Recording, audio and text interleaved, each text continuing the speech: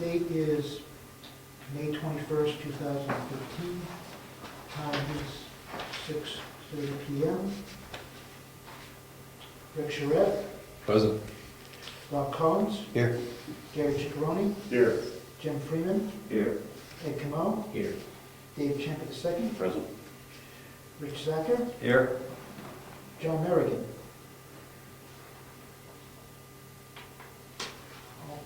All voting members are present.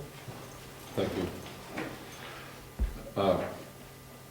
Number 3, appointment of alternates. Are we appointing an alternate tonight?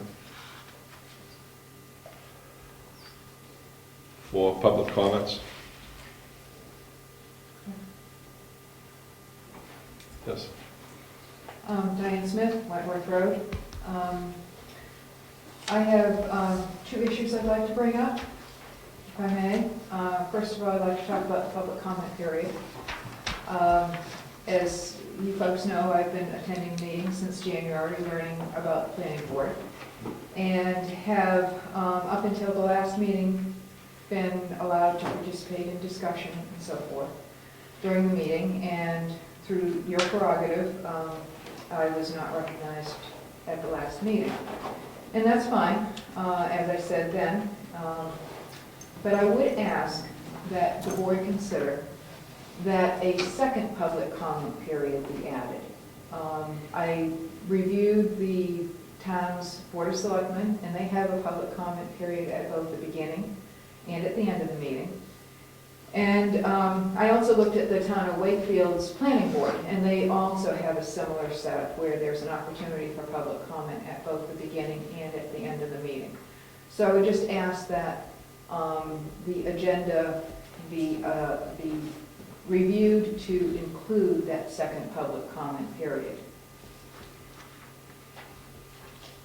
Second issue that I'd like to address is what is on tonight's agenda under old business, which is the master plan that was briefly discussed at the last meeting.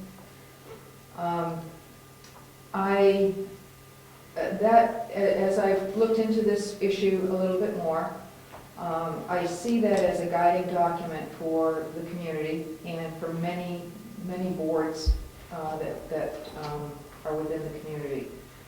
And I think that it's a critical opportunity for participation by the public throughout the process. I have not familiarized myself with the current or the former master plan, but I intend to. I would ask that the board reconsider the discussion of the last meeting in terms of having a committee. I looked in the board's own procedures, rules of procedures, and not only is there an allowance for committees to be formed ad hoc, but there's very specifically mentioned a master plan committee, and it defines how that should be structured. I have spoken with some folks that have participated in previous master plan developments for the town of Brookfield, and at least one of those folks would be interested in serving on that committee, not in a chair position, but just as someone to provide that institutional knowledge, if you will, or that historical perspective with the 1990 plan, which most people seem to be more comfortable with than the more recent update. And I would ask that that process include regular input opportunities by citizens of Brookfield in the development of the entire plan, whether it's by section or I'm not quite sure how it will be structured going forward, but at least to allow an opportunity for regular input to that committee.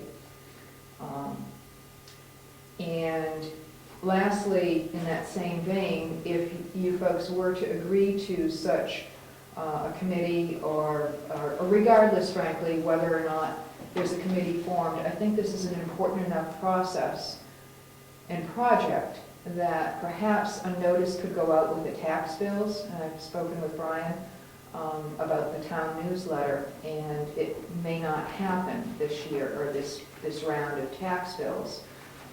but that perhaps there might be an opportunity for an insert, just putting people on notice that this activity is in development and may take a year or so to complete, and inviting people to participate as the opportunities arise. Thank you. You're welcome. The public comments, we'll address that right now. Most of the meetings you attended was hearings, and some of them were,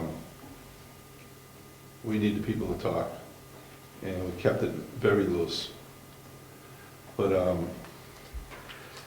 we have times for public comments, and right now it's number 4. We'll take that into consideration, having the public comment at the end as well. It's, I don't think it would be a bad thing at all. But also, being alternates would be great participation. We'd love to have alternates talking. And the master plan, we're not going to just make it up, the closed door session. That is not going to happen.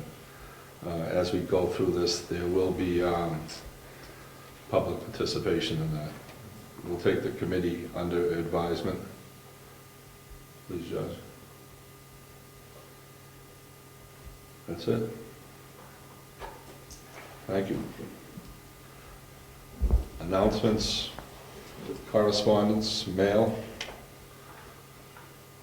Everybody gets their email, and town and city is here, so if anyone's interested in that, it will be in the office.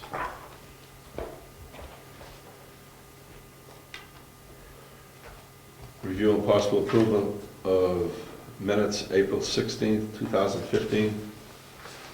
The board will take a look at those. We'll make sure everything's in order.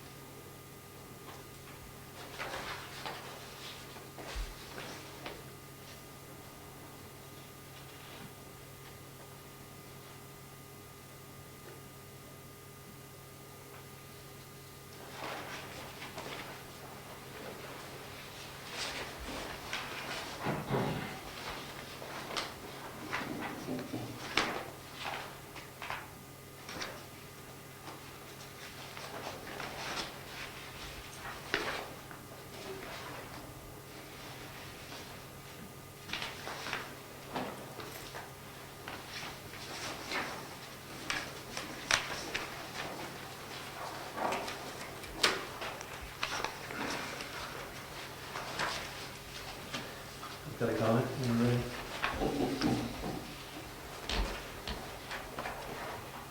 Everybody read the minutes? Yes, I have a comment when you're ready. Okay. In section 9, we were talking about the cemetery Yep. subdivision, and there was no question as to whether local zoning could be waived. We're going to comply with zoning. It's subdivision regs, what's required for subdivision approval.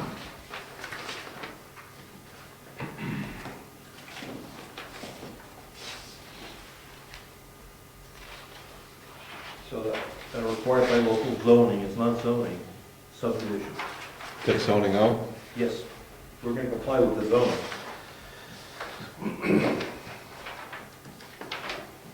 Remove zoning, George, and add subdivision? Once it's town property, you don't have to.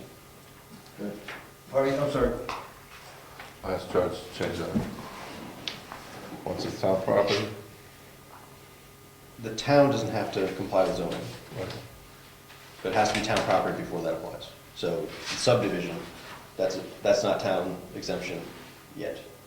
So,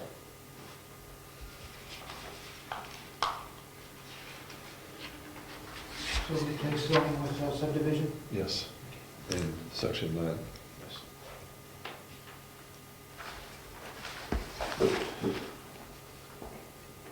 All in favor of the minutes with There was a motion. motion to accept the minutes as amended? All in favor? Aye. Opposed? I Abstained? abstain. Comments? Any other comment? Minutes accepted.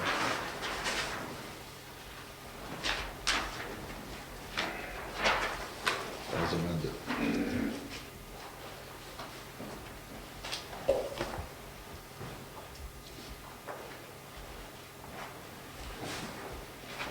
New business cemetery subdivision.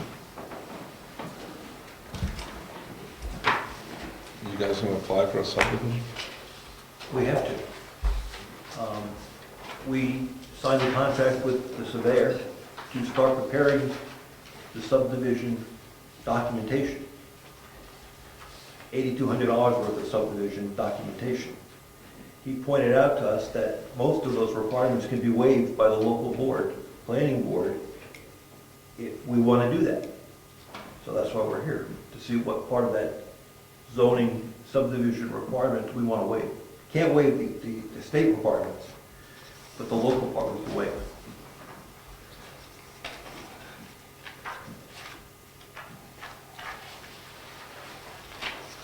So we're looking to waive subdivision and we don't even own land to subdivide. We are in the process of applying for a subdivision. Okay.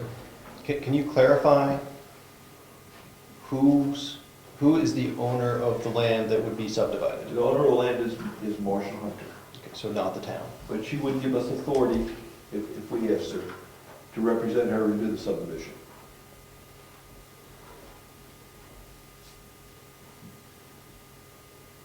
Mr. Chairman? Yes. Yes, Guy. In essence, she would be applying for a subdivision, Right. not us. We could represent her, and we could waive what we wish to waive, but she would still be a private citizen applying for subdivision. She indicated she'd be very willing to sign all the documents and support us 100%. But she owns the land, so it's her subdivision. So, yes, Rob? I think that the way to go forward would be as part of the application to provide us a reason why we should waive something that would be onerous or expensive or not needed. And we've done this in the past, like when Moose Mountain LLC was going through site plan review, right? It's a similar process.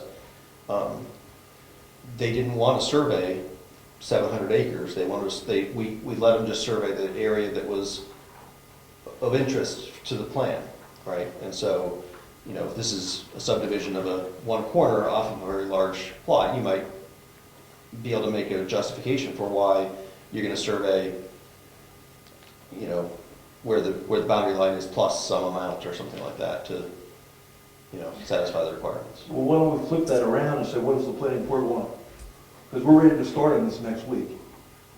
We'll start preparing the subdivision documentation per our regs. So unless we can get to the engineering company and say, don't do this, we're gonna do it all.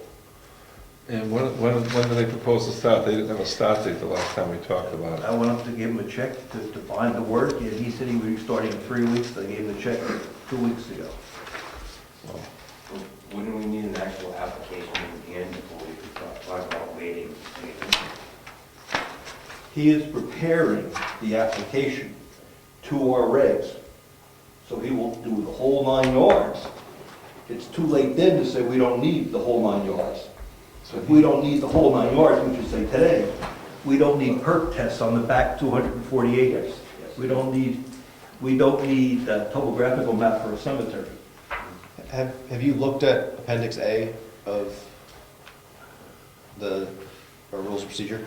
I'm sorry, my point was that if we have an application or intent to subdivide, we would ask for what we needed from our regular to do that, to receive the intent to subdivide, and we ask for what we need from that point. Would we need that first before we start waiting anything? So I pointed Appendix A out to Rich, and basically that is a flow chart for the process, and there's a whole page of stuff that can be happening before the application. And the 2 things are preliminary conceptual consultation and a design review phase before we would receive the application and decide if it's complete and act on, and accept it, right? So At that time, we would have request for waivers when we review that. certainly by the time we get to the final application, either everything has to be filled in or it has to be, a waiver has to be requested and justified. So, but I think that our procedures would allow you to bring what you've got to us and go through, I don't know what, I mean, I'm not that familiar with these phases because I don't think we've gone through them since I've been part of the board. But I think the idea of them is that you can come with some, what detail you've got and say, hey, we don't want to do perk tests on 200 acres. Can we do, perk tests on the 6 acres or whatever it is, plus, and maybe that's enough, or maybe that plus enough to satisfy whatever other requirements we have. I think our burden as the planning board when we review the subdivision is to make sure that all the lots that result are buildable still. That they all meet the zoning, they're all buildable. So have enough road frontage, have enough dry land to build a house on it, and whatever else. And now, if you can show us those requirements, I would think that we would be satisfied. I mean, there's a good chance of it, right? Unless there was something oddball about what you're proposing. well, we're not proposing a building, so. It's an oddball situation. Well, no, we're not proposing a building, but the lots have to remain, all the lots have to be buildable, which means they have to have enough road frontage, they have to have enough contiguous dry flat land to build on, they have to pass the perk test so that you could put a septic system on them. And I mean, there's maybe a few other things, somebody who builds all the time probably knows better what the whole list is, but we have to make sure that both the big piece and the little piece meet our zoning requirements, that they're buildable. So my feeling would be figure out how little you can do just to make sure that we satisfy those requirements. Karen? Well, in the first place, this is being subdivided so that the town of Brookfield can buy it and use it for a cemetery. And if that's its use, there's absolutely no chance that it's going to be built on, so none of those subdivision requirements apply to this. And the land that it's being subdivided off of doesn't have to meet any requirements whatsoever. It either is a non-buildable lot or a buildable lot after subdivision. it does not have to, it may not, let's just say you wanted to subdivide something that was 9 acres and much of it was wetlands and it was an unbuildable lot. Well, then it's an unbuildable lot, and someone wants to get a permit in that in the future to build on that lot, they may not be able to, but the town, a lot subdivided off as a cemetery, I do not believe has to meet any of the requirements for septic, topo, any of that stuff. You probably would notate on all of those items, NA, not applicable, not applicable, not applicable, because it's going to be a cemetery, the town's going to buy it, it's never going to build anything on it, it's public property. That's my opinion of what can be done with that. I don't think it has to meet any of the requirements. And also, the whole cemetery idea can be taken care of after the fact. Town plan on purchasing the larger portion and subdividing from that.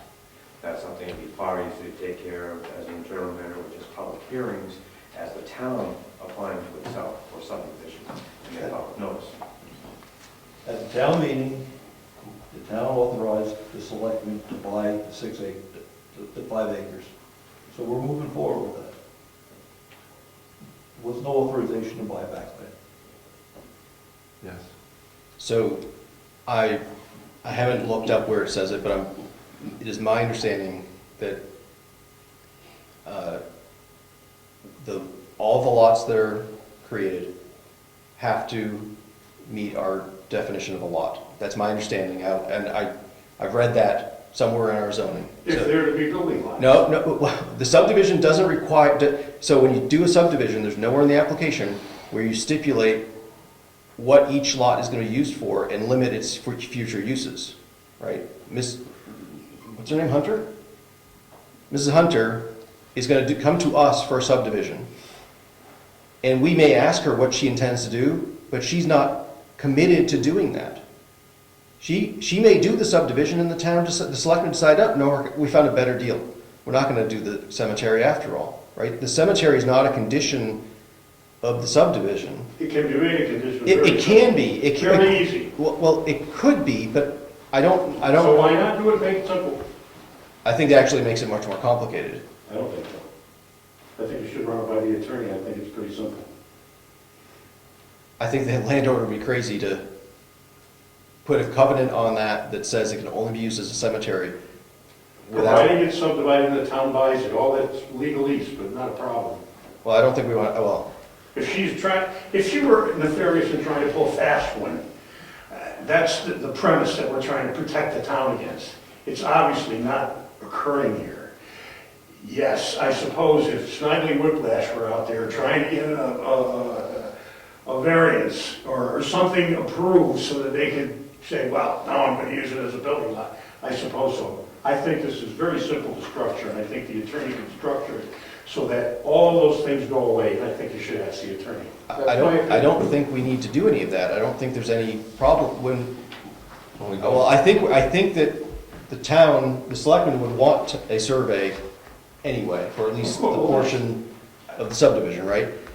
If my understanding of which land this is correct, there's no question that both lots would be buildable, right? They both have enough road frontage, they both are dry enough, right?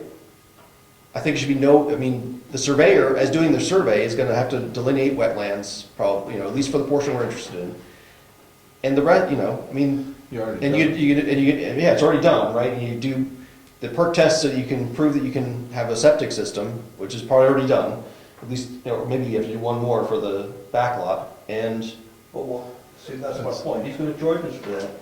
If you've got 200 acres for backland, I suspect you'll be able to find a place to perk it. We'll bring in. We'll make We're only subdividing 5 acres. right, make the kid. But the regs say you perk both sides. That's because we gotta make sure that both of them are buildable, right? So If you wanna save the money, then just write 2 sentences to say, look, it's all dry land, 200 acres, there's plenty, it's buildable, right? And we know it is. We Right? can We also, can waive anything that's reasonable. when I talk to the engineering firm, he says we do it all the time. The planning board tells us what they want us to do, and we'll do it. He says, you want to start saving money, scratch the topo work, because we're going to put 10-foot topos on there. That's gonna cost you guys a lot of money. So I come and say, what do we need? And you're pushing back and saying, we gotta prepare a case.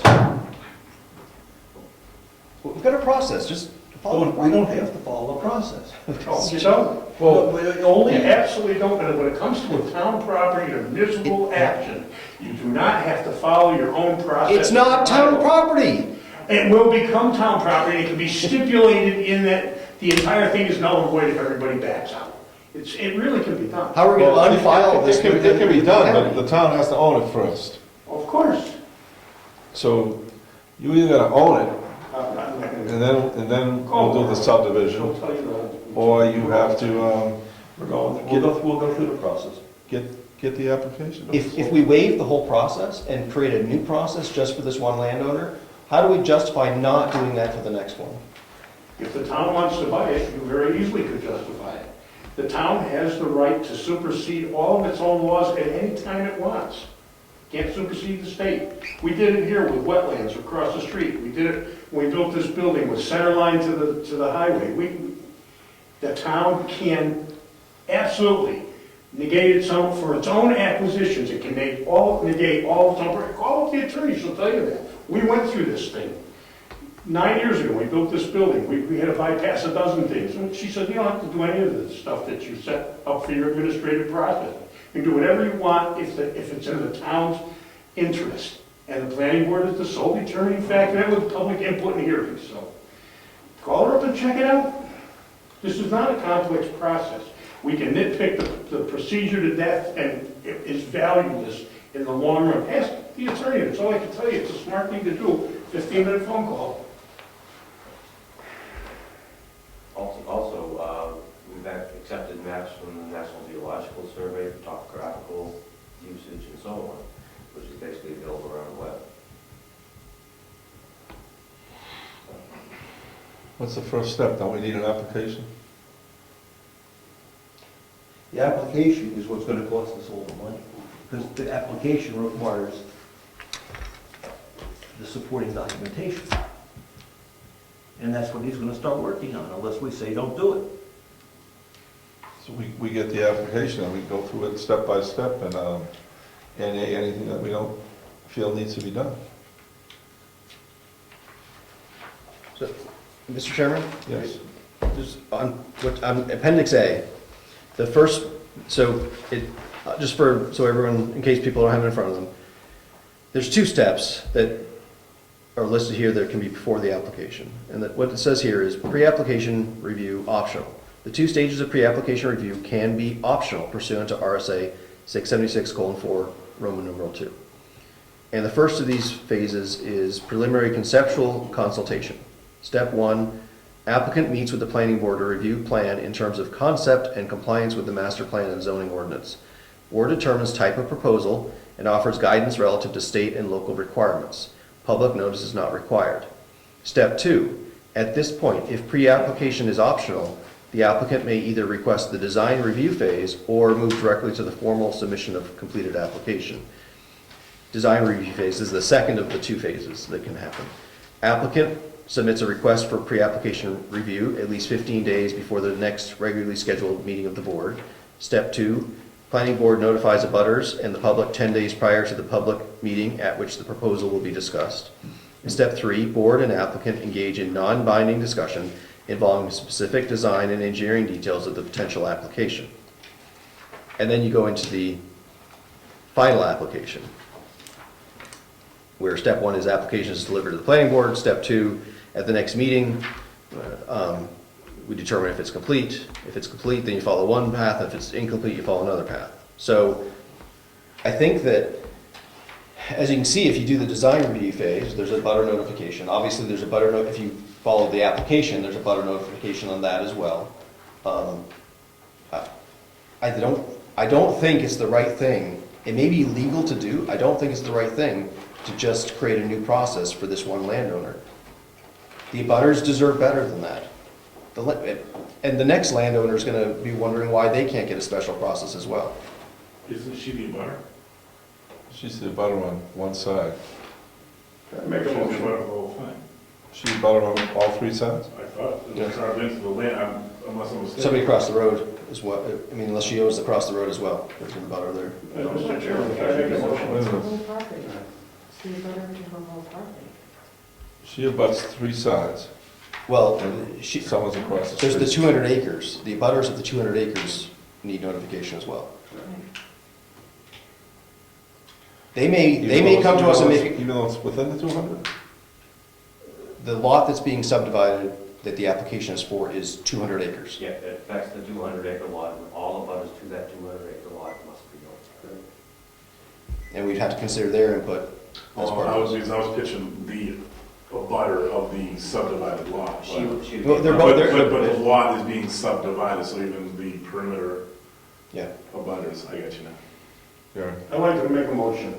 Maybe let me think about the language, but I'd like to move that before we initiate this process and go through any steps at all, the chairman or whoever his designee is should call the town attorney, explain the situation thoroughly and say, what's the best way to proceed here? She may very well say, go through the entire review process, and she may not. I make that motion that we call the town attorney and find out the simplest way to proceed with this, because I think it's a little bit less than what we've done I second the motion. before. Because another thing we gotta look at is also possible conflict of interest where the town is proposing to purchase property from the subdivision. I don't, We may wanna make sure that we've got our I's dotted, T's crossed, we don't want another Moose Mountain situation. not even close, but I know, but just, weird things can happen. I understand the urgency of the project. And as far as I'm concerned, knowing what it is, I'd say go ahead with all the waivers and just go after it. But we do have procedures in place. We do have abutters. And it's not cut and dry. We owe it to the citizens that abut the thing to at least get notice, and there may be some other things, so. I think the fastest way to get to the bottom of this is contact the attorney. Any more comments? No. I think you could do the design review phase and get more specific guidance from us by presenting sort of where you're at and what you've got, and the abutters would be able to have input as well. And then do an application. I think that will take longer than you coming with a complete an application that is complete in the sense that you've done some of the work and asked for waivers on other things that make the case for those. The abutters will have notification of that when we review that. And I think this board, in my opinion, at least in the past few years, has been, like with Moose Mountain, I think was pretty reasonable in terms of what was required and what was waived. So that, trying to make it so that the process worked for what was actually being done. So, I don't know if that doesn't give you any concrete guidance. The worst case that happens is that you come with an application and there's something that you can't get the majority of the board to support a waiver on. And you end up with an incomplete application, you follow the flow chart for incomplete, which means you go back and get a little bit more information, spend a little bit more money, or just a better justification for why it should be waived, and then come back again. So, call the attorney. I would be surprised if the attorney's going to say that we can sidestep a butter's rights and everything else and I wasn't intimating that we should sidestep a butter's rights. I wasn't talking about that. I was talking about all of the other things for buildable lots, et cetera, et cetera. There's a ton of stuff in there that's absolutely not necessary in this case. And it all can be made contingent upon whether the transfer of the property is done to the town of Brookfield. The town can act in its own best interest and do these things without going through the entire process, other than perhaps the land abutters. And only the attorney will really be the best advice on that. That's why I made the motion. Instead of rehashing it out of what we should do, get the professional advice that we need. We want to do it quick and efficient, and we don't want to blow anybody up. So, after the motion, if it passes, I'll call the attorney.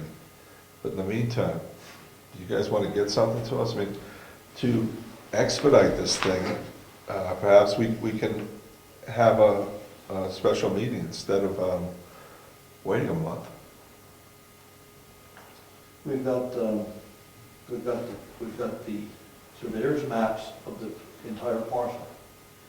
And we have sketched in on those maps where we're talking about the subdivision, where the cemetery would go. The final details will be determined when the surveyor gets out there and says, push it this way a little bit, pull it that way a little bit. We need 5 acres, and we have to deal with some wetlands. But that determination will be made when he's in the field, the actual location. So we can go over that with you anytime you want, the surveyed map. Do we have a contract with her? Yes. Purchase and sales. And are there any conditions? Yes. That we get the transaction done by the end of the year. That's it. So who would actually put the application in? She would. Or she is? She owns the property. But could it say in the contract that it's contingent on something, or could it? Oh, it's contingent upon the subdivision and getting done by the end of the year. But is that in the contract? Yes, I believe it is. Okay, so what I'm trying to say is that way the applicant, it'll be clear that we're not waiving this, that we're waiting for the town, not for her, is what I'm trying to say. But would that be written in the contract? I'd have to pull the contract. Because as of now, it looks like we're waiving it for a private resident, but if it's in the contract that this is determined after, because of the sale. I think it's what Gary said, is when you actually put the subdivision paperwork together, you can put conditions on that subdivision. That it's only valid subdivision if the town buys it, da-da-da-da-da. And that would be recorded on the subdivision That was proposal. the point I was trying to make. Rob? So so you've said it now, Gary said it, maybe one of you can explain how that, making a contingent on the subdivision would work, because my understanding is that you can't buy the property until the lot exists. The lot doesn't exist until the subdivision's been approved by the planning board and is recorded at the county registrar. Once it's recorded at the county registrar, how do we undo that if the deal falls apart? You can't. Right, so I'm not, I mean, in the real world, deals fall apart all the time. And so, I know that this one's gonna happen, but lots of people know stuff is gonna happen and it doesn't. So if there's no way to undo it, I'm not sure how we can make approval of the subdivision contingent on a subsequent sale of one of the lots to the town. And for that matter, even make it so that, it's gonna be a town cemetery. I think we would still need to, I think it makes the situation much simpler if we just follow our normal process. And even though it's gonna be a cemetery, you have to have them draw the 35,000 square feet of contiguous dry land, or whatever the requirements are that we would normally see on a subdivision like this. I think it's gonna expedite everything, and come to us with an application that you say is complete because you've filled everything in or asked for a waiver for everything, for the other things you haven't filled in. Gary? And Oh, no, sorry. no, go ahead. I'm done. Gary? I haven't said that in any way, shape, or form, we don't put check marks in all the, or don't fill out our rules of procedure checklist. I'm just telling you that all those things that are in there, and a great percentage of them, are irrelevant in this case. And they can be waived. And that we can talk about this until the cows come home, and not as legal authorities. We're talking about our supposition of what the law is here. And really, I think we're wasting our time on it until we get the town's attorney's advice on this. Unless you want to take a course of action without it, then we can muddle our way through it. I chaired the Moose Mountain subdivision and a bunch of other subdivisions in this town. Several of them, all of them in the past few years, actually. And I'm pretty familiar with it, and I found her input extremely valuable.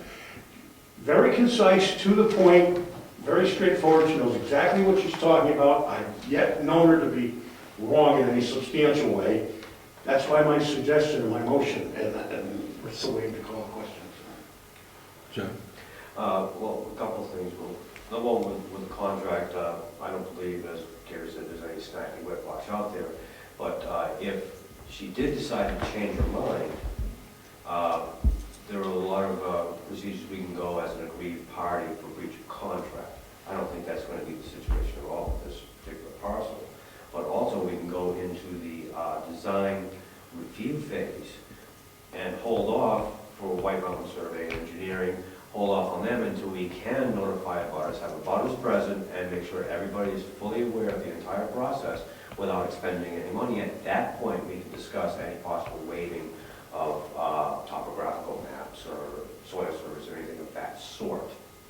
And that would save the town money, have everything wide open, so nobody can say that anybody's doing any type of underhanded thing, and we could directly approach the law, and contacting a lawyer would be a good way to start with that.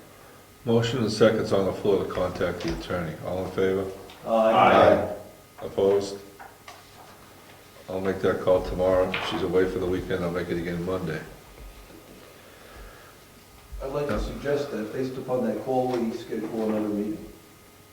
If she says we have the wherewithal to waive things right up front, then I don't want to wait a month before we tell the surveyor we're going to waive some things. No, we don't want to wait a month.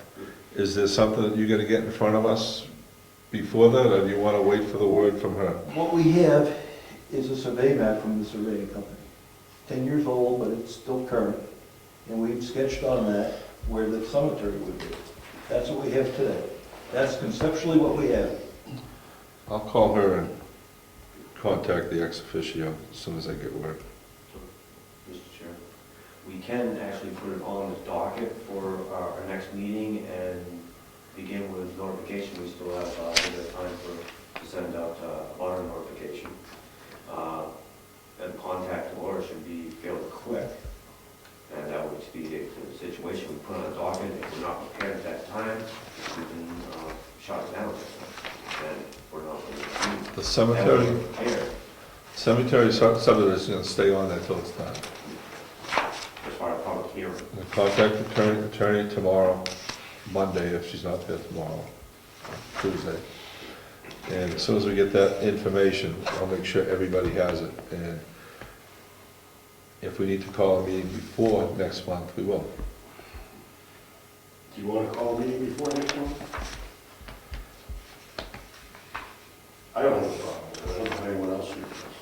No, So I can see that, think it's critical that we move our tails on this a little bit.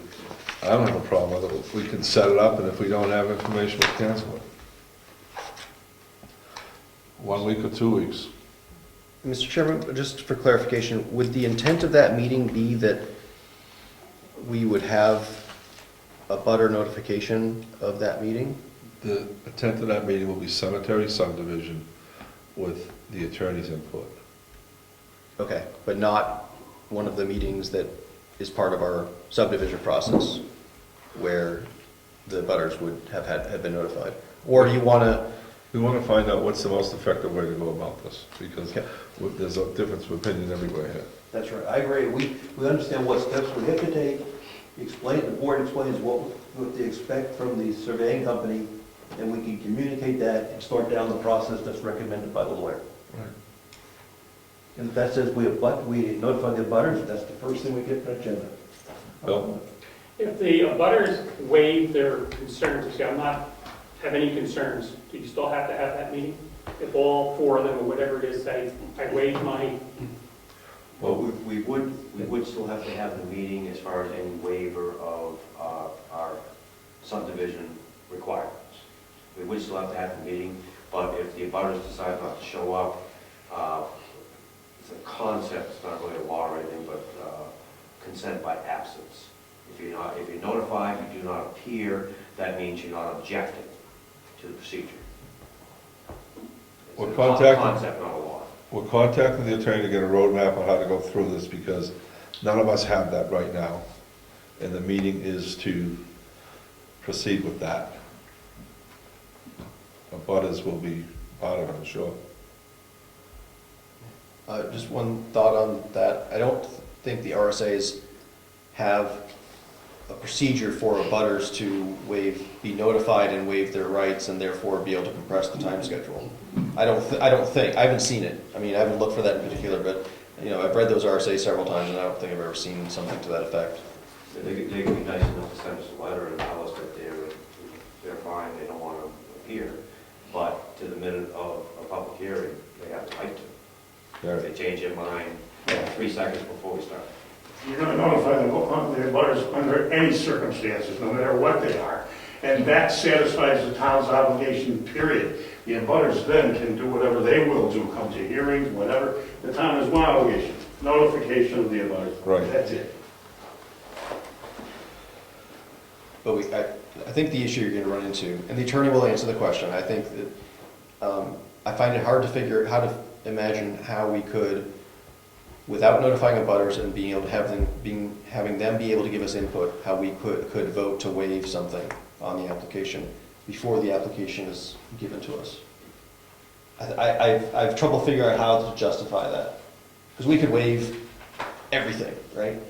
And that wouldn't be fair to the abutters, that they didn't have a chance to be here to hear the arguments and to make their voice heard. And, you know, I don't know, I mean, that's, Surveying company says you can waive everything except the state RSA's. right, I'm just not sure how we can pre-waive something. That's the problem, that's what I'm sort of talking about, the pre-waiving. I understand we can waive everything, and, you know, we may not get reelected, but we can waive everything. Have you ever heard of eminent domain? The town can go in and do things via government and confiscate things. Which is not our intent, obviously, but there's a whole different set of rules for this process. And the attorney knows them. And we're talking about stuff here and wasting time, talking about stuff we have no knowledge of. That's all I'm saying. Call the attorney, then we'll meet, then we'll figure it out. Motion to have an early meeting with the information from the attorney within, set a date, 1 week, 2 weeks? Next Thursday's good. What's that date? That'd be the 28th. Motion to have a meeting on cemetery subdivision with the attorney's input, May 28th. Second. In favor? Aye. Opposed? See you May 28th. One thing, No, no. no, I'm just, as far as the design review phase. Is this about the cemetery? Yeah. it's just- May 28th. B, discussion of zoning regulations regarding, never mind. It's the same thing, right? C, composing a questionnaire to survey expenditures regarding CIP. Judge gave us last year's questionnaire.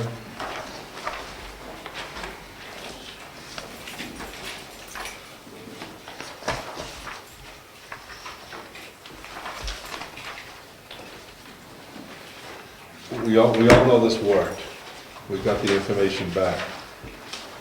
Question tonight, is there anything we can add to this to improve it? Or is there anything here that we should take off? Something we said? Is that posted? There's only 2. No, all three of them. That's it. Even if it's 2, it's a meeting. Stop talking about that and then leave. Mr. Chairman. Yes. The regarding line, RE colon, at the top, we need to change the dates to 2016 through, I think, at least 2022. Although I'd ask the question if we want to have the period, the lookout period be longer or not, and I think maybe when the selectmen are done their illegal meeting, we'll get some feedback from them. Well, they want this by September. I understand. We're asking for input on capital programs going out, you know, what is that, 6 years? Yeah, so 1 more year. Right, so my question is, not only do we have to change it to start at 2016, Yeah. but do we want, is 6 years the right number? Should we look at 7 years, 8 years, 10 years? Is, you know, We picked that for a reason, That's the minimum I think we could do. okay? The question is, I mean, and you guys done your illegal meeting? That was, the 6 years was chosen as the output, I mean, the outlook, Right, and we're gonna do this every year. right. But we could look 10 years and ask for 10 years worth of projects. We're not big enough. What do we get for extending? I don't know if it gives these guys a better feel for, the question is, was the 6-year look ahead, did that work for you guys for preparing a budget? Would you rather it be longer, 10 years? We had enough trouble getting data for 6 years. Okay, If you go for 10, what type of data are we gonna gather? I mean, And it's the same data, we got 2 buildings. 6 is fine. okay, I'm just asking the question. Six is Okay. fine. So that will read 2016 through 2022, got that, George? Yes. Actually in 2 places, paragraph 1 also.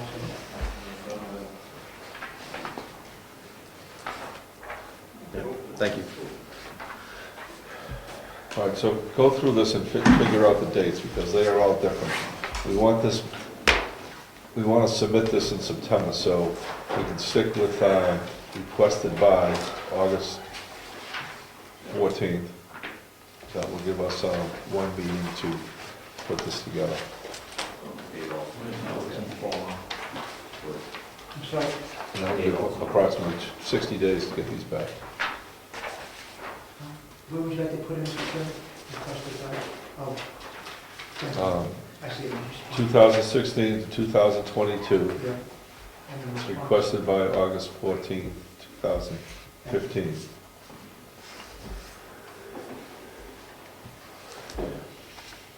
Is August 14th, 2015, a weekday? I think it's a week before our meeting, isn't it? I don't think it really matters what day of the week it is, as long as it's before our meeting. Yeah, it's a week before. It's a Friday.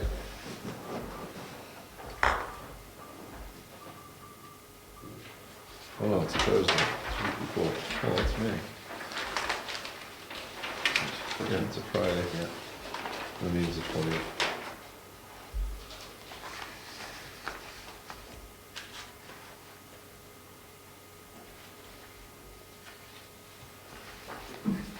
First paragraph, 2016 to 2022.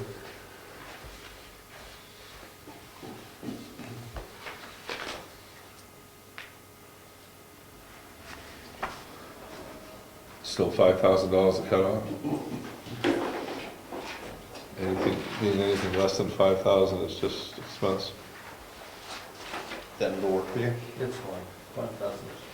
Second, We don't- sentence is what George. We have half a dozen big projects we're looking at. We have half a dozen big projects we're looking at, right? That's Okay. what's of interest.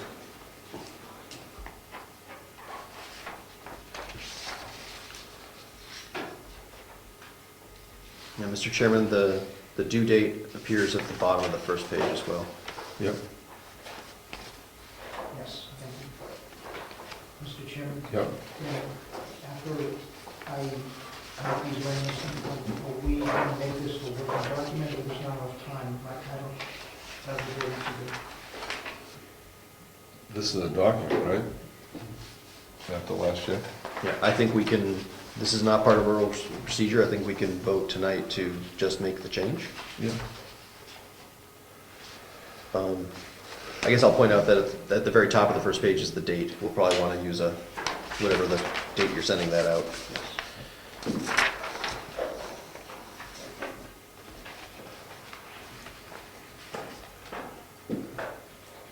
Dates right here, dates in the first paragraph, dates in the next to last sentence, on the top of the second page.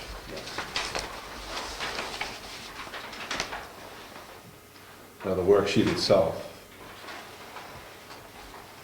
Did you guys get any feedback on the worksheet? Did anyone care? Did anyone get it? last year? Yeah. No, did people complain that it was hard to fill out, or did people were people writing stuff in because there was a slot for it? No complaints, no praise. Don't expect any praise.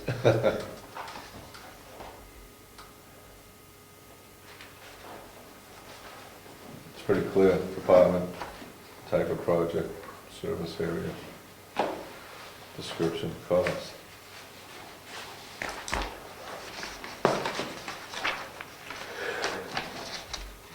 Make a motion. Maybe in a second. So, Mr. Chairman, I think it was actually in the second paragraph, Yeah. at the end of it, the statute also requires communication between the planning board and the school board in preparing the CIP. We didn't talk to the school board last year. I don't think we sent one of these to the school board. I'm not sure is there value in getting us acquiring information about capital projects the school board is planning for you guys? I mean, it hits the budget, it hits our tax rate. Somebody say that come under a whole different, they don't wanna hear us, they just want our money. So the question is, what do you do with the data? So you get some data, what are we doing? Well, That's what, is what if they're saying they're gonna do a $35 million revamp of blah, blah, blah? We don't know how long to string that out and how it's gonna impact us as a town with X amount of students on any given year. Yeah, I think it's data that we get and we scratch our heads looking at it, not knowing how it's gonna truly impact the school bill annually. The statute requires communication between the planning board and the school board. and we could ask the school board to tell us, I'm sure that they have a CIP, right?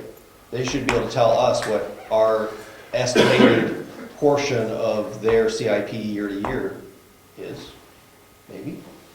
I don't know if that's helpful to you guys or not, but, What do we do with it? We just. well, if move it along. you see a big pile of CIP coming from them, Yes. maybe you spend less in the town to even out the tax rate, I don't know. Well, the statute requires communication, so let's send it to them. That school taxes went up, they're gonna go up. Now, we may have been able to plan for that if we had that information. It doesn't have to be broad and comprehensive, but just to get an idea. We could ask them one year and see what we get. Okay. Maybe. I got a dumb question. Did these get stapled together in the wrong order, or am I missing a page? It says on the capital projects worksheet and subdivision form, page 1 of 2, but there's only one page there. You got a backside? I noticed that. There's nothing on my backside. Okay. Yeah, I noticed that. I'm gonna spend a minute to go through that. Well, there is a page 2. You have Well, I don't have one. Yeah, I don't have it either, I so don't someone either. needed to take. I do not have the second page. Can I What's- borrow yours? some- Oh, yeah. Mr. Chairman, with permission? Yeah, go ahead. That belongs on the back page of all these. The worksheet is quick, fellas, 2 pages of it, so. That's screwed again. Yeah, everybody but Ed. Something special.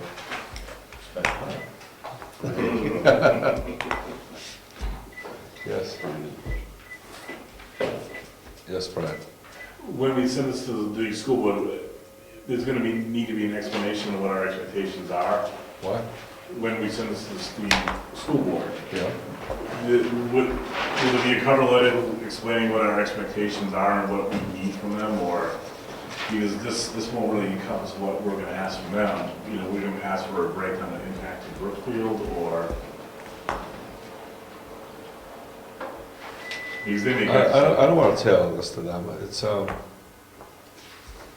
this was clear to all the departments, and the statute says send it to them too, so we just want to send it. Okay, I'm just thinking that in, that out, because if you give them an explanation of what we're asking for beyond what we have here, I think we might really not get really good data.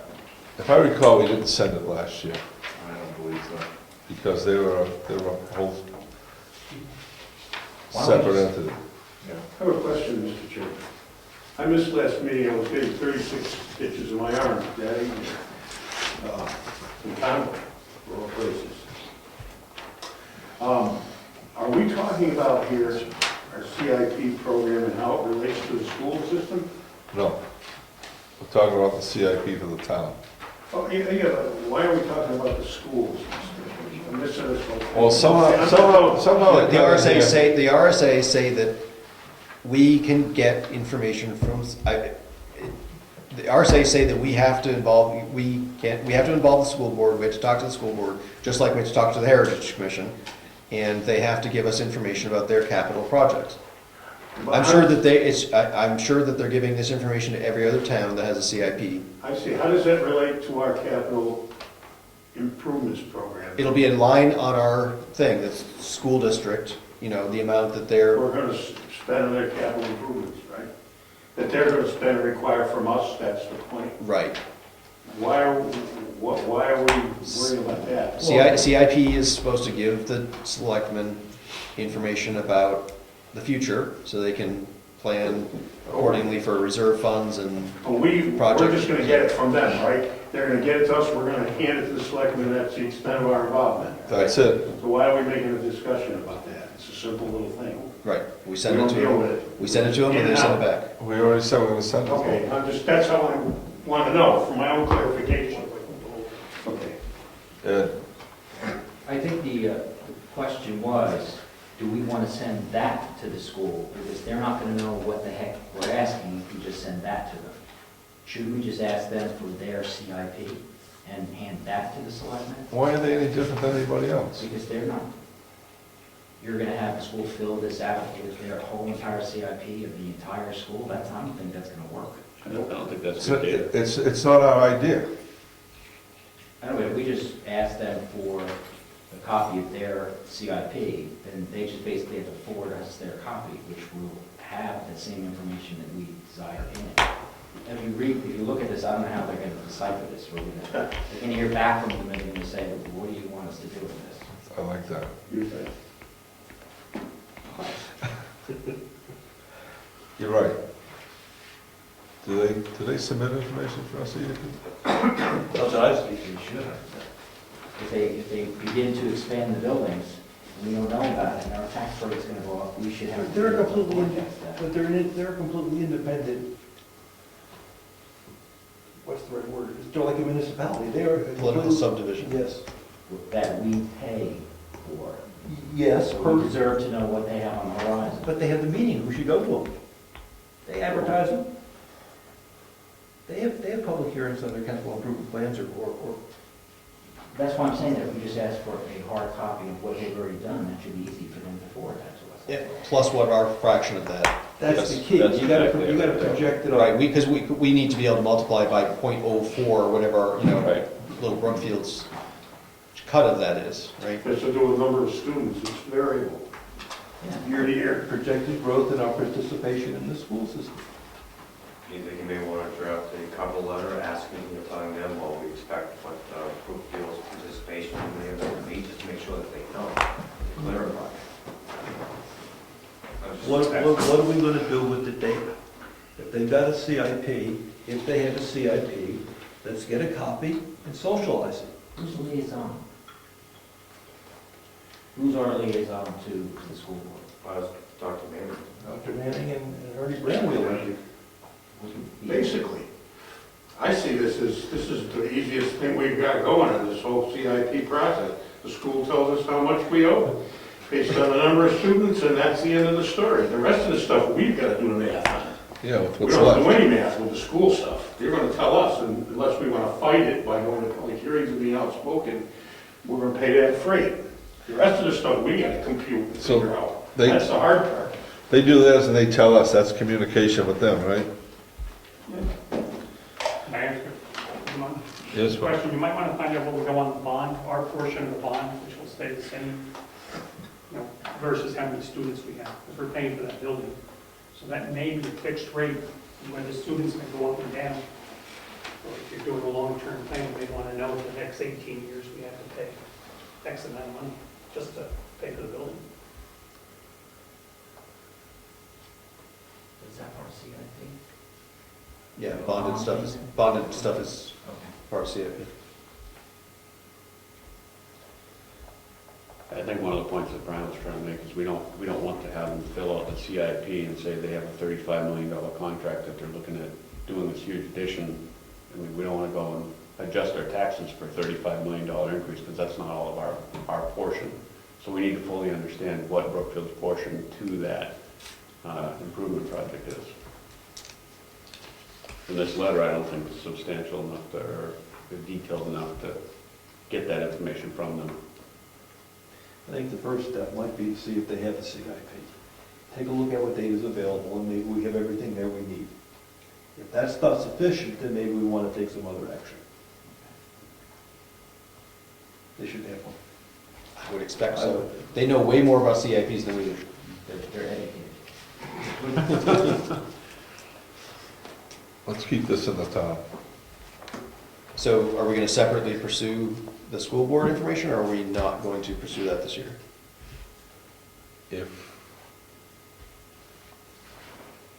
I think we're getting that information. In the form of a bill, right? But they don't tell us what the bill is 6 years from now. We should get What the it. projected bill is 6 years from now. What we do with it is another thing. We should get it, right?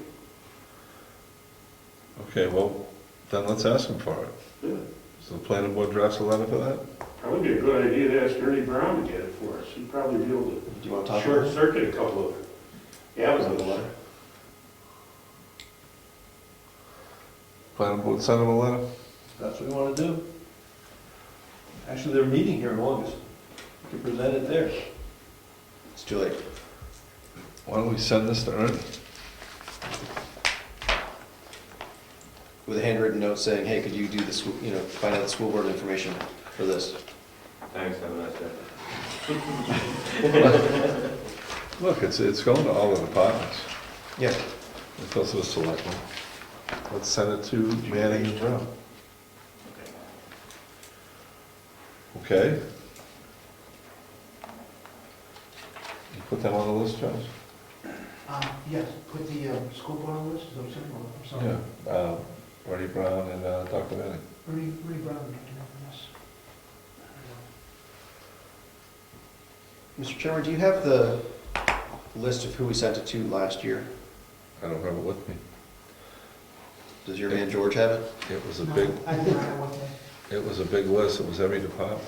We didn't get it back from everyone. George, do you have that list somewhere where you can get a hold of it, so you can repeat it again, or do we have to come up with the list again? I believe that I do have that. I believe that what I have in documentation is this exact pages that we sent out the survey with the departments on there, so I should be able to recover that. Okay. So will you add Ernie Brown, Dr. Manning to that? Yes. Will you have the list for us, the meeting of the 28th, Yes. so we can make sure that no one's missed?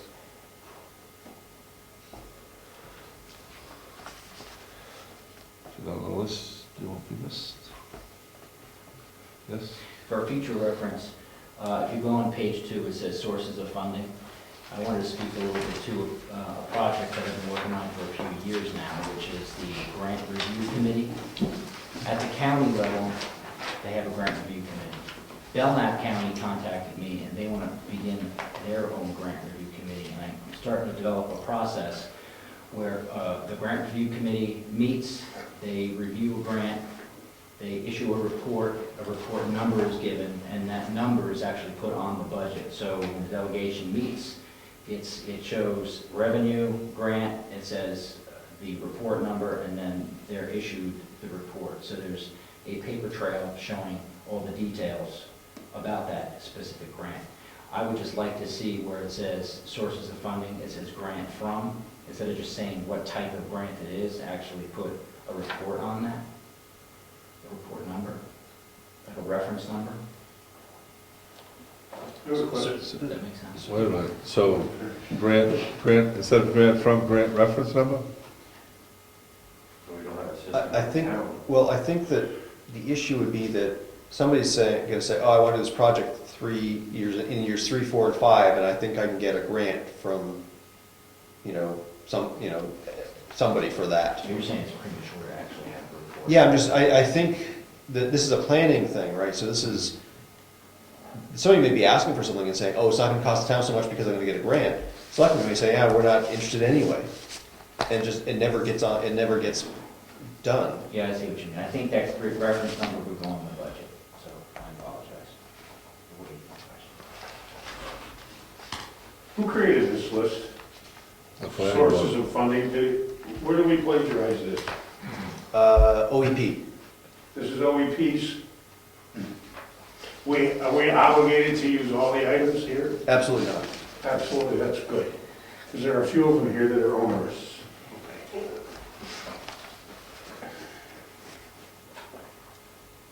Let's make a motion to accept this document as amended. Oh, I don't, okay. I don't second that. Did you second it? No. I'll second it. All in favor? Oh, discussion. Discussion? I tried to slip that one through there. Discussion? Well, just out of curiosity, if we accept this, all it is a working document. No, it's gonna get sent out. It's a survey. This is what we're going to use as our format, We're gonna use this to collect data. collect data. Strictly. But we don't have to use all of the items on here. That's my understanding, it's just a recommendation. No? No, this is- It's boilerplate. Well, for instance, impact fee. Impact fee. We haven't done, Oh, that's not, We don't do that in this town, but well, now that we have a CIP, we actually could. that is correct. And that's the whole reason I don't like this whole CIP process. Wonderful for Manchester. For Brookfield, it's almost useless. It's useless as next to nothing.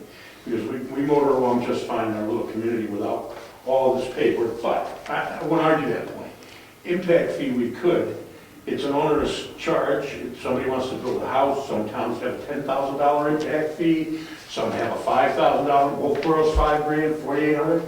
You want to build a house, hand the town $4,800 so they can study whether or not you're going to fit into the community well with another house and a driveway. A lot of money for anybody that has to cough up just because they want to build a house and live in it. It's $5,000. That has nothing to do with the building permit.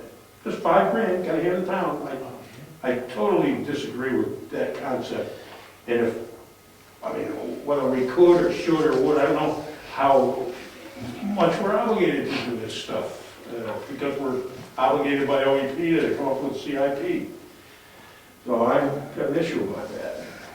Maybe I'm making noise about nothing. Just because it says impact fee doesn't mean it's gonna get charged one. Well, that's my point, I don't know. Well, In response to the issue Gary raises, I think, I'm not disagreeing with you about impact fees in particular, whatever, but this gets sent to the various departments that might have a project that they want to plan. And they might want to try to fund it through impact fees, for example. Now, I understand all that, Rob, And that's that's- fine for Manchester, but No, I mean, I know what it's all the about. Heritage Commission may decide that they want to try to fund redoing this building with creative ways, right? And this gives them a place to put it down, and the selectmen it tells the selectmen, it tells us and the selectmen how they think they're gonna fund it, Yeah. right? And how much is gonna have to be I taxes. don't care for it. Right, and you know, just because they write it down as, hey, here's how we think we can fund it, doesn't mean it'll happen, right? So, We can't strike that out, in other words. oh, I think we certainly can, So that would be a good idea then. and it just means they'll have to write it in if they want it, right? So, Yeah, true, that's true. so the main point of the document is just to gather the information so we can do a report to put before the Board of Selectmen for their consideration. It's not for, it's not a binding. I get it, Jim. all right, I'm just trying to make a point to make the board aware of certain things, that's all. did somebody That second they're that? probably not aware of. Yes, I second it. That's my point. All in favor? aye. Aye. Opposed?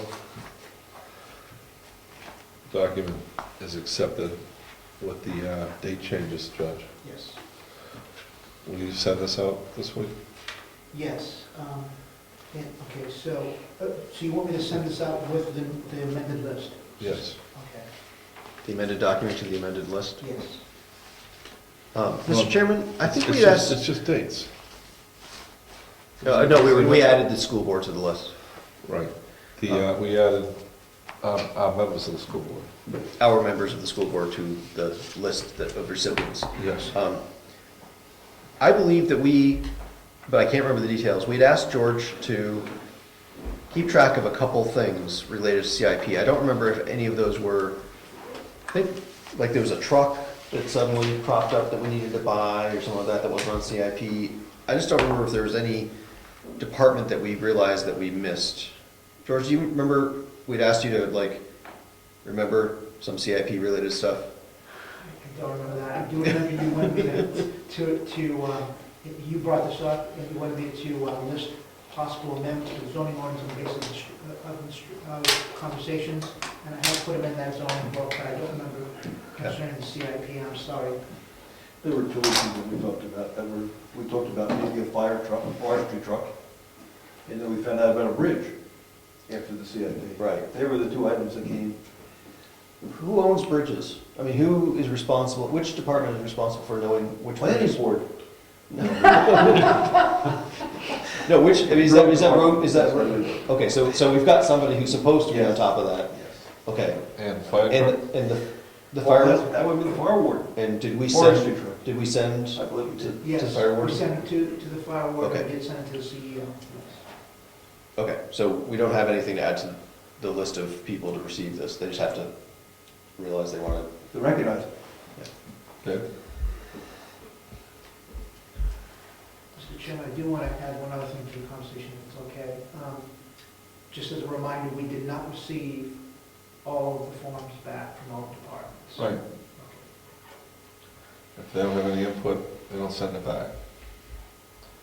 If they send it back late, they don't have any input.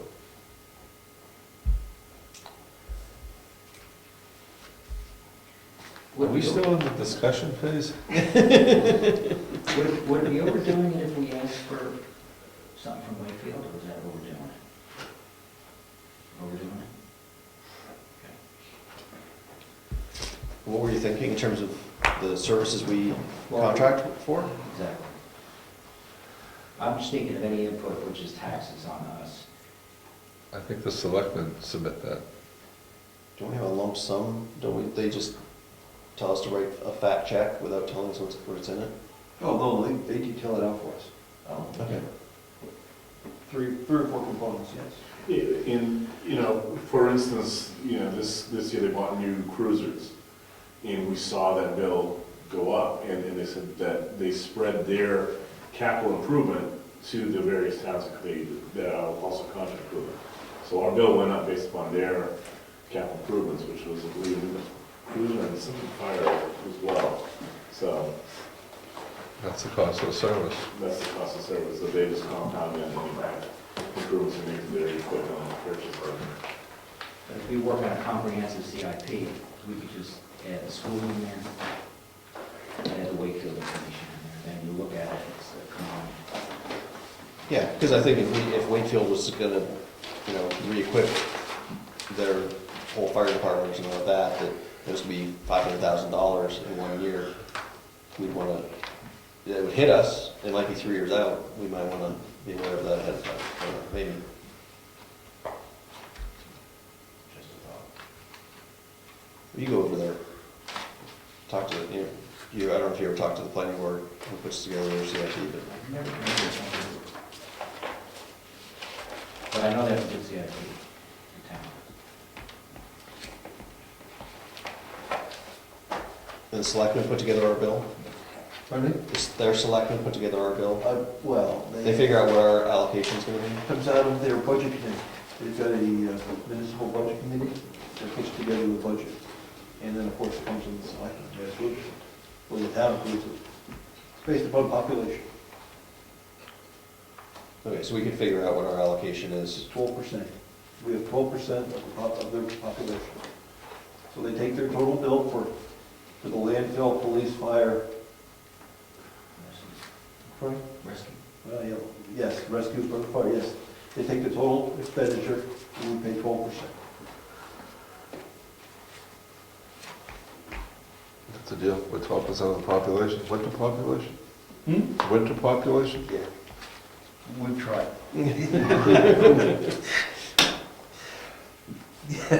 Yes. We're together on that. All right, this is going out. Old business.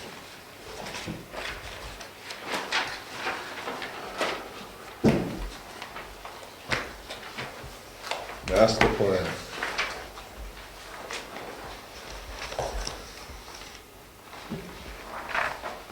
Do we have time for this tonight, or do we wanna, we got enough going on with CIP and cemetery subdivision? I think we should at least touch on it. Figure out what our next steps are, at the very least. So we left off saying that it's there and we have to do it. And the latest one is on the website. The latest master plan. Was that on there before? It wasn't always on there, No. it's been on there for a little while. Yeah, it's been on there for, I think, approximately maybe a year and a half, 2 years. So if somebody from the public wanted to review it, see what it looked like, it is there.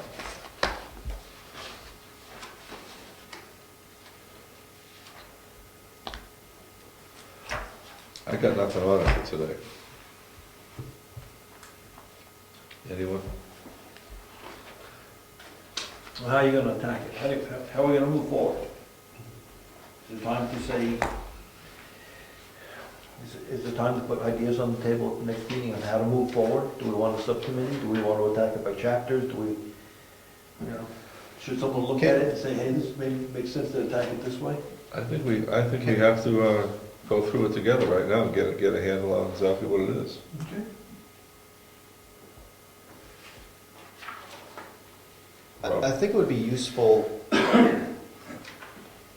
to have what, as one of our goals, maybe from going, if we spend a few minutes going through it tonight, one of our goals should be try to figure out what we want, or what we want the document to do for us.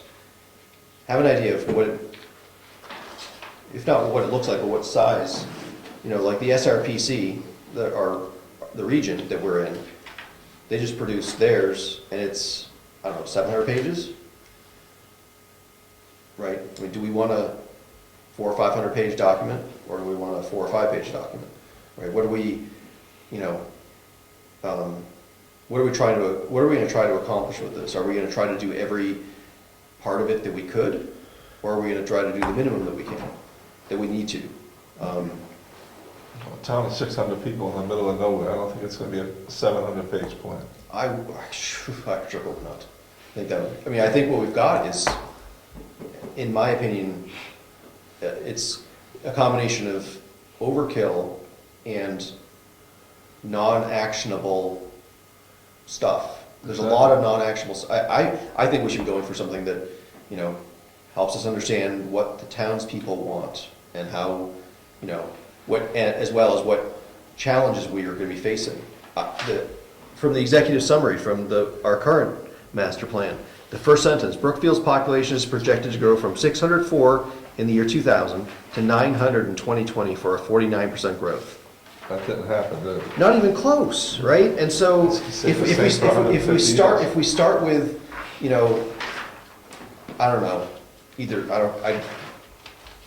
that's what they thought it was going to be, but I almost called it a stupid assumption, but I'm sure that there was some reason to believe that was going to be the case. I think the numbers came from OEP. I think it was the state that sort of misguided us. But if you think you're going to be facing 49% growth, then you have to think about where are we going to put these extra, 300 people, right? It reads like growth in the late 80s and early 90s was expected to continue unchecked. Just fill this place right in. Right. So I think one of the things we should be trying to think about is, do we think that we're going to have aggressive growth, modest growth, stable growth, stable population? Because if we're going to double our population in the next 20 years, then we have to figure out where we're going to put all those people, what services we're going to need, all those sorts of things. If we think this population is going to be relatively stable, then maybe people are going to be like, how do we make sure that things stay sort of like they are? So the focus of it would be completely different. So then we have to think about what we think the growth is going to be, or figure out how we're going to figure that out, and what we want the document to do for us. One other thought, so 2 years ago, I think it was, Chuck Robbins, is that the guy's name, that was gonna do the resort on the lake? Was it 2 years ago? Seems like yesterday, doesn't it? One of the, I looked through the master plan to understand what the master plan said about that, and I found maybe 2 or 3 sentences that sort of said about shorelands that, or the waterways or whatever, that said, we should try to not have development there, right? The master plan at least said that. So I think we want to, to understand some basic things like, if we have development, where would it be? If we have areas that we don't want development, let's not have development there, things like that. So I think the spirit of this thing this year is gonna be simplification. Is that what we have currently is, it's not ever. So we need an adjustment. Ed? So are we gonna create a committee to do this, or are we gonna do it special meeting, or, because this is pretty comprehensive, and we all should understand what RSAs govern this, what the minimums are, what the maximums are. I wanted to start by developing a basin and have an understanding of what we have right now. And then go into a discussion of where we want to go with it. And public input is going to be paramount on this at some point. Because New Hampshire law RSA 674:2 describes the purpose and structure of a master plan. So there are things that we have to do. I'm just saying, if we do meet, we should know what the differences are and what's expected. And the current master plan actually has that as the second page in it. The sort of, it copies in the RSAs that existed at that time. I don't know that they've changed. So it's got a cover letter and then it goes into the... No, it's got an executive summary, and then an introduction, and it sort of introduces why, where master plans came from and what the requirements are. So it's copied there. You can go, we probably need to go and look and make sure they haven't been updated, that the RSAs haven't been updated since, we can't rely on what's in here. We have to check the current statutes, but. That would lead us right into the next agenda item.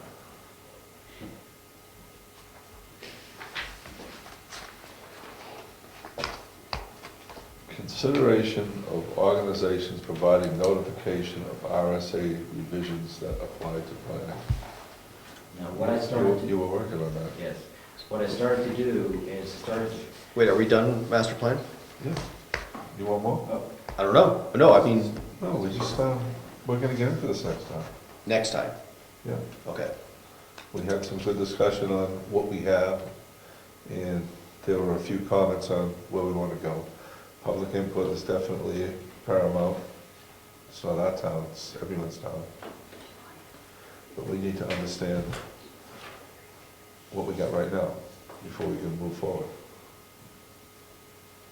So do we have homework to read the current master plan or Yeah, something? yeah, The we have RSAs or homework something? again. Homework assignment, not for the 28th, but for the regular meeting. Okay. Understand the master plan that's current and ideas of where we're going. Ed? and discussing understanding how the statutes have changed. I don't remember this board ever doing this, but if you look in each year of your editions of your planning regulation book, there is a page that actually has all the changes to the statutes. Now, I thought it would be important to, on a yearly basis when we receive this book, is to go through these changes, because there are a lot of changes. And there doesn't seem to be any clear method of dissemination through EOP or OEP. So I started going through a little, I'm only on the 5th one, because it's pretty comprehensive. What I think I'm going to try to do is come up with a process where I will show the amended or repealed statute, and then show how it's changed. So we can clearly, as a board, see what differences there are. And you really have to compare them, because one says repealed, but it doesn't say, well, what was repealed? So it would be good to have that in letter form. So in block form, the top is how it is now, and how it is, how it was in the past and how it is now. For instance, Was that something you found from the publisher? well, yeah, it's in the book. I was trying to contact OEP to find out, is that work already done? And I basically was told, it's in the book. So there's really no, and what I didn't like about that is I really think they should do something different, because there's no way that planning boards are going through all these changes. Because in some they added, like on one, there's about farms, I think it's 21:34A. It adds a list of more animals that you can have. That's okay, and we should know that here as a board, in case somebody comes in and they want to make sure they can breed ox or yaks or whatever else they said. So the current list requires the old book to reference back. Yes. It's not hard to do, it's just time consuming, and I wanted to put it in an easier form so you can see the before and after. Because, and I didn't even notice this, but the last session, they added RSA 9-A:5. Never existed before. About 3 years ago, I brought to the board an executive order called, it's Executive Order 13575, and it's the establishment of the White House Rural Council. Remember me mentioning this to you?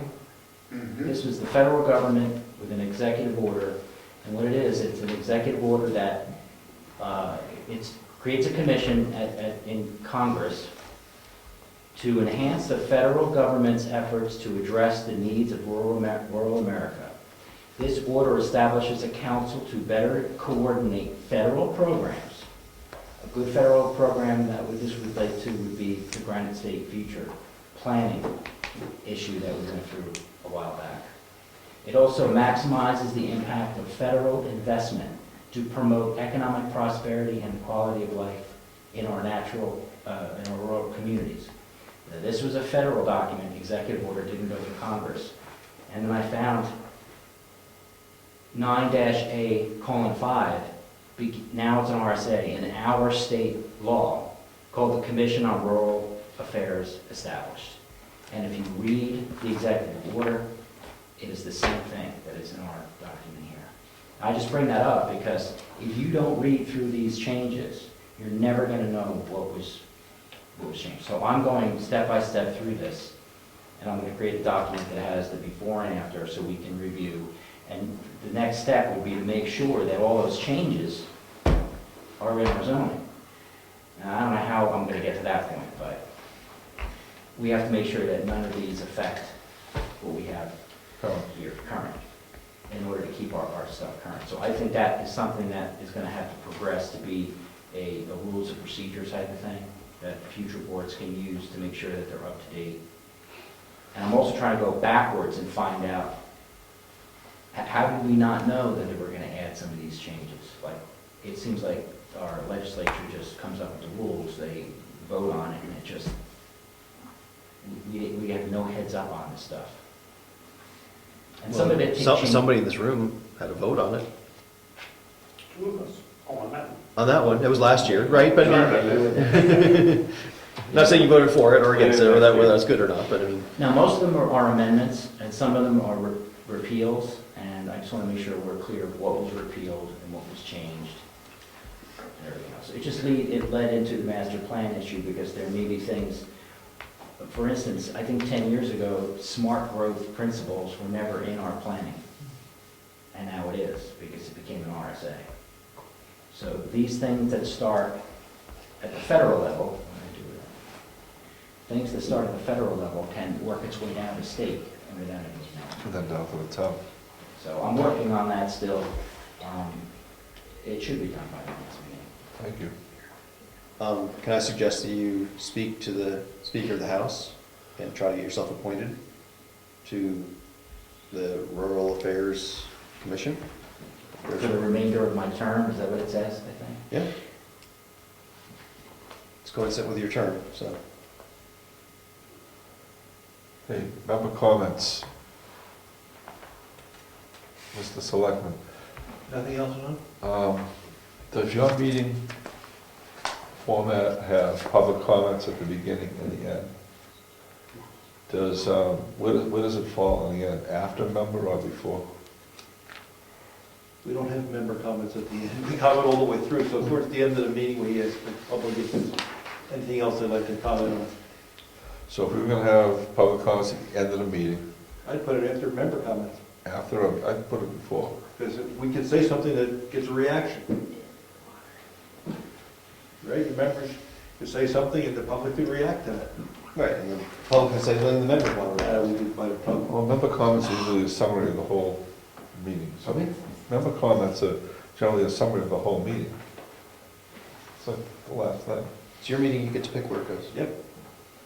Well, first, I'm gonna make a motion to put the public comments in between old business and member comments. Let me change that. The motion, do we want to include member comments at the end of the meeting? Can you pick a yes or a no for that? Public comment. But it's, Can I say the members comment constantly all night anyway? I think that's kind of a redundant thing there. Well, yeah. I think it's sort of a last call for comments. Yeah. Well, it's the last chance you have to say something before I close the meeting too quick.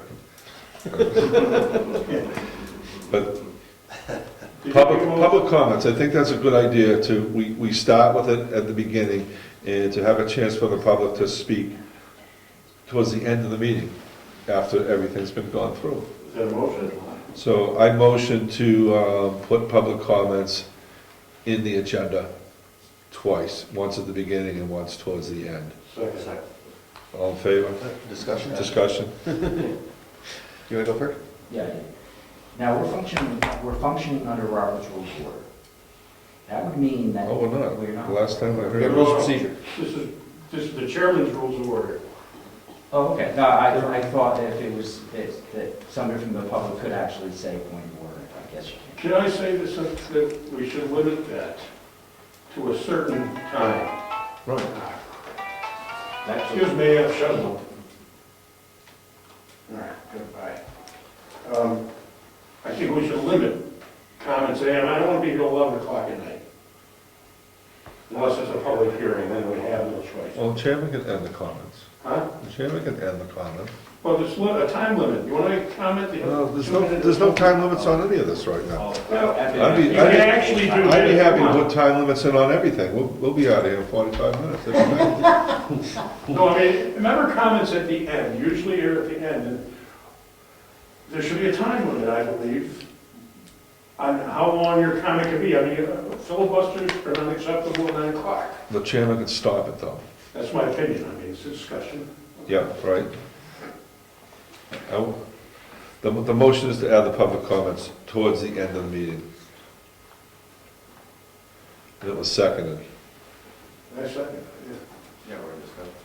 Right, Okay. So Rob? I think that having public comment at the end as well as the beginning is a fantastic idea. Wholeheartedly support it. However, I question whether we need the motion because it's your meeting. you don't, You unilaterally decide the agenda. You can change the agenda at any time. You can cut off anybody. You can not accept any motion that somebody wants to make. It's your meeting. You can adjourn at any time. So, I mean, if you feel better getting the consensus of the board to make that change, great, that's fine. But you don't need that. You have the authority to do whatever you want in this meeting. And if we don't like it, the best we can do is unchairman you. Thanks. That's what member Thanks. comments. hard to do. Motion withdrawn. George, will you add a public comment toward the end as well, before member comment? we need money on that. Okay, member comments?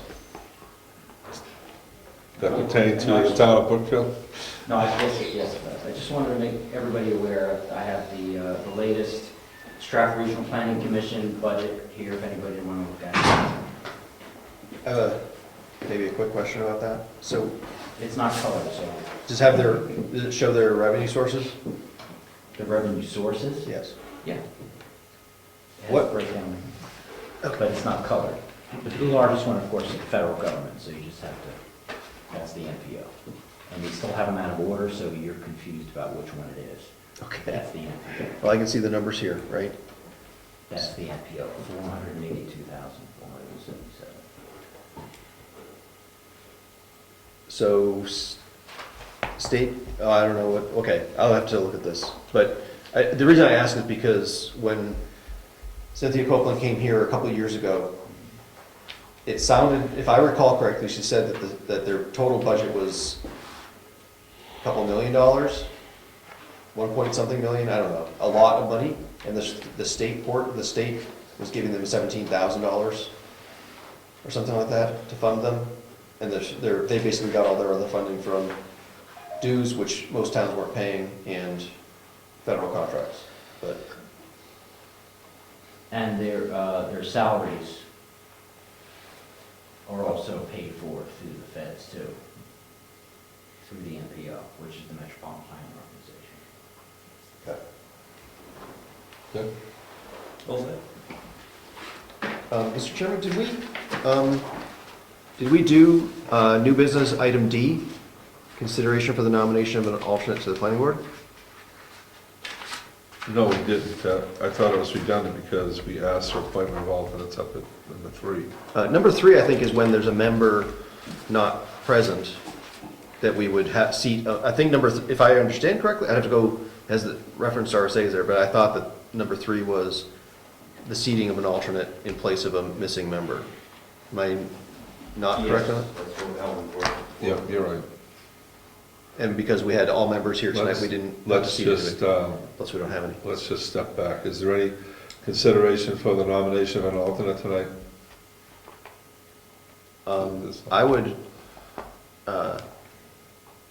I nominate Diane Smith as an alternate for the planning board for a 3-year term. Can we force people? I've been asked her if she wants, she can say no, but I don't know, I mean, she's here all the time, so, anyway. You want it? Can I speak? Shall I speak? Yeah, sure. You're welcome to, but we gotta, I'm frankly, even after I looked through the rules and procedure, I'm not clear about what the alternate's responsibilities, and I looked at the RSA as well. Excuse me, not the responsibility, but I'm confused about, and a little sensitive to this, so I will just be honest about this, about when the alternate has an opportunity to engage in discussion. It's not clear to me that what was suggested, I think earlier this evening, is correct in that I thought I understood that an alternate can participate in the discussion. I thought that I understood from the documentation that an alternate can participate only if they're seated as a member in lieu of an elected member. That's voting. Can I answer that? that's a good concern, yes. In the past, as long as I can remember, and I've been on the board 9 years, alternates were never discouraged from participating. Nobody ever said to an alternate, you're not seated for the night. We accepted their input because they're alternates to the planning board, and they're giving it time, they're sitting here, and they're seated when a normal member is not present. And that's been the policy. There is no rules of procedure issue on it. It all depends on what the chairman wants to allow. The alternate's here to learn and come up to speed, and must be able to step in the event that a regular member is absent. So this chairman would recognize all questions from the alternates, seated or not, I think the confusion just the is, same as board members.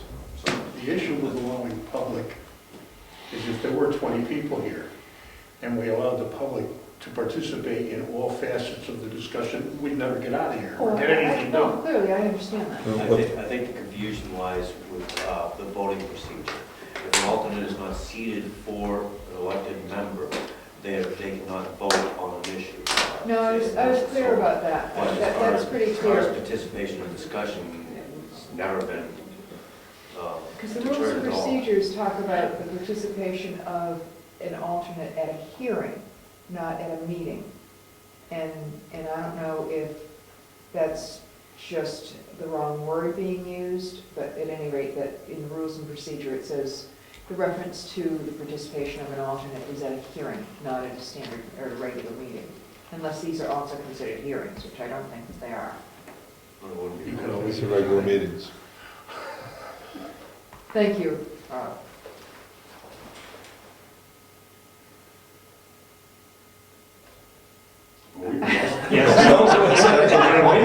We've been looking for concerned people to Say yes or participate. no, I just said thank That's you. right. We've been looking for concerned people to participate, and you are, so. Yes, thank you. I will accept if nominated, or if I am selected. However, Motion to, there was It's some not that we're discussion hot up at or the last anything. meeting about qualifications and interviews and other requirements that might be made. And I'm just wondering if, we know you, That's speaking. small town. and will I be getting the email correspondence that related to, Yes. from that perspective, the communication everything. would be, okay, I will accept if you choose to vote me in. Motion to accept Diane Smith as an alternate. Second, third, fourth. Discussion, all in favor? Right. Aye. Opposed? Thank you. Welcome. You'll need to see Virginia the next time she's here to be sworn in. That will likely be Tuesday. Okay. Right. And I understand Just- from the rules and procedures that you are going to embark on a training program with me? Vice Chair. Vice Chair, I'm the Vice Chair, I'm responsible for that according to the rules of procedure. I I think think your training has already begun. Good luck. I think they copied that from the Manchester rules. Thank you. If for some reason you can't hook up with Virginia, one of the selectmen can also swear you in. Okay. And I think you guys are familiar with that process, right? Yeah. You did me, or somebody, what, Brian? Yeah, The chairman can do it too, I think. Oh, I already tried that. Did we try that?